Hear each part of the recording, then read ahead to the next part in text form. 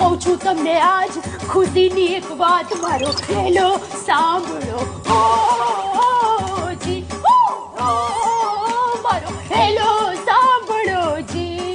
અરે માતાજીની કૃપા વરસીને રહી ગઈ છે લાજ, માતાજીની કૃપા વરસીને રહી ગઈ છે લાજ.